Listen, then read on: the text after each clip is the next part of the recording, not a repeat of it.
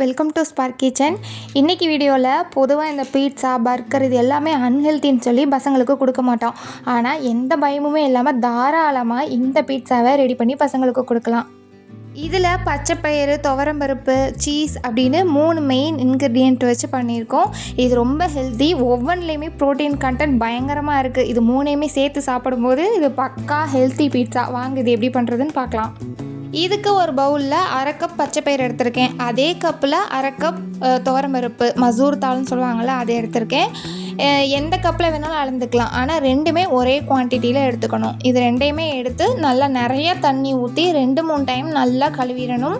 பருப்பில் அழுக்கு தூசிலாம் கண்டிப்பாக இருக்கும், அதனால் கழுவிட்டு சேர்த்துக்கோங்க.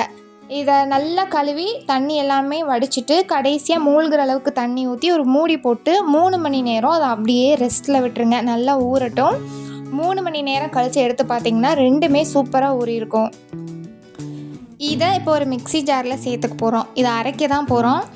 நான் எடுத்திருக்க பச்சைப்பயிறு, துவரம்பருப்பு எல்லாமே நான் ஒரே பேட்சாக சேர்த்துருக்கேன். நீங்கள் நிறையா எடுத்திங்கன்னா 2 பேட்சாக சேர்த்து அரைச்சிக்கோங்க. அது கூடவே 2 பல்லு பூண்டு, 2 பீஸ் சின்ன பீஸ் இஞ்சி சேர்த்துருக்கேன். தேவையான அளவு கல் உப்பு சேர்த்துக்கோங்க. சேர்த்துட்டு இதை மூடி போட்டு நம்ம நைஸாக அரைக்க போகிறோம். தண்ணி சேர்த்துக்கோங்க, ஆனால் ரொம்ப தண்ணி விட்டுறக்கூடாது. இந்த அளவுக்கு கெட்டியாக இருக்கணும். இப்போ பீட்சாக்கான மாவு ரெடி ஆயிடுச்சு. இப்போ நம்ம பீட்சாவுக்கு பொதுவாக சாஸ்லாம் யூஸ் பண்ணுவாங்க. அதையுமே நம்ம கடையிலலாம் வாங்கலை. அதையும் ஹெல்த்தியாக வீட்டிலே ரெடி பண்ணியிருக்கோம். இப்போ இந்த மாவை அப்படியே தனியாக வச்சிடலாம். இப்போ சாஸ் ரெடி பண்ணுறதுக்கு ஸ்டவ்வில் ஒரு கடாய் வச்சுட்டு ஒரு 2 டேபிள் ஸ்பூன் போல் எண்ணெய் சேர்த்துக்கலாம். இது கூடவே ஒரு ஸ்பூன் போல் ஜீரகம் சேர்த்துருக்கேன். 2 காஞ்ச மிளகா, காரத்துக்கு ஏற்ற மாதிரி சேர்த்துக்கோங்க. நான் 2 மிளகா சேர்த்துருக்கேன். கூடவே 4 பல்லு பூண்டு சேர்த்துட்டு மிளகாவும் பூண்டும் கொஞ்சம் லைட்டாக கலர் சேஞ்ச் ஆகட்டும். அந்தளவுக்கு நல்லா ஃப்ரை பண்ணி விட்ருங்க. இது கூட ஒரு பெரிய வெங்காயம், ஒரு பெரிய வெங்காயம் எடுத்து நல்லா பெரிய பெரிய பீஸாக கட் பண்ணி அதையும் சேர்த்துருக்கோம். அதையும் நல்லா மிக்ஸ் பண்ணி விட்டுடலாம். கூடவே ஒரு பெரிய சைஸ் தக்காளி, அதையும் சேர்த்துட்டு நல்லா மிக்ஸ் பண்ணிடலாம். இது எல்லாமே நீங்கள் எவ்வளோ பீட்சா செய்ய போகிறீங்களோ அதுக்கேற்ற மாதிரி குவான்டிட்டி சேர்த்துக்கோங்க. இது கூட ஒரு 1/4 ஸ்பூன் போல் பெப்பரை இடிச்சிட்டு சேர்த்துருக்கேன். அது கூட 1/4 ஸ்பூன் ஓமம் கண்டிப்பாக சேருங்க. இந்த சாஸுக்கு ஃப்ளேவர் சூப்பராக இருக்கும். அது கூடவே 1 ஸ்பூன் சீனி, இதுக்கு தேவையான அளவு உப்பு சேர்த்துட்டு அது எல்லாத்தையும் மொத்தமாக நம்ம நல்லா வதக்கிடலாம். ஓமம் சேருங்க, அதே சமயத்தில் அதிகமாக சேர்த்துறாதீங்க. 1/4 ஸ்பூன் சேர்த்திங்கன்னா போதும். அந்த ஃப்ளேவரே வேறு மாதிரி இருக்கும் டேஸ்ட்டு. இப்போ நல்லாவே நம்ம வதக்கிட்டோம். நல்லா வதங்கிடுச்சு. இதை கம்ப்ளீட்டாக ஆற வச்சுட்டு ஒரு மிக்ஸி ஜாருக்கு சேர்த்துக்கலாம்.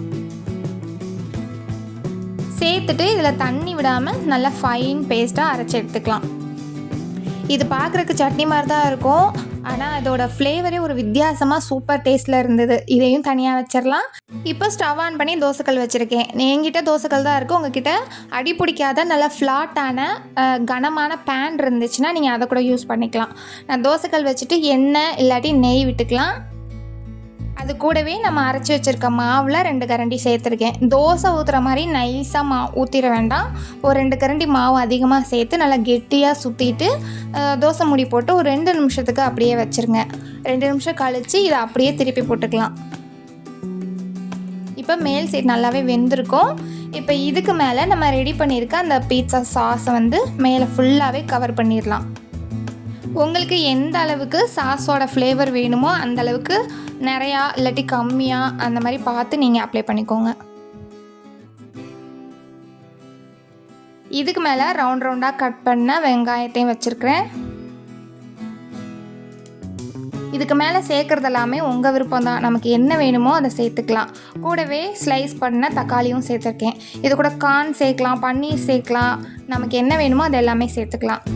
பார்க்குறதுக்கு பீட்சாவோட லுக்கு கொடுக்குறதே இந்த சீஸ் தான். அதை துருவிட்டு உங்களுக்கு வேணுங்கிற அளவுக்கு இது கூட சேர்த்துக்கலாம். நல்லா மேலே தூவி விட்டுடலாம்.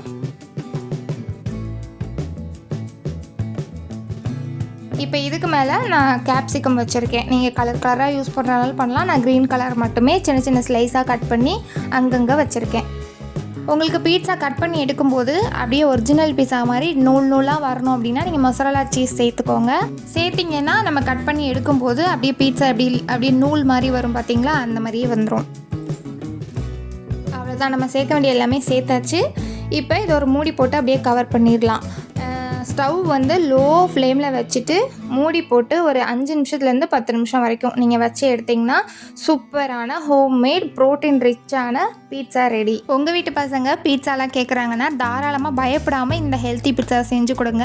இந்த ரெசிபி பிடிச்சிருந்துச்சுன்னா வீடியோவுக்கு லைக் பண்ணிடுங்க. நம்ம சேனலை சப்ஸ்கிரைப் பண்ணாமல் பார்த்துட்டு இருந்தீங்கன்னா கண்டிப்பாக சப்ஸ்கிரைப் பண்ணிடுங்க.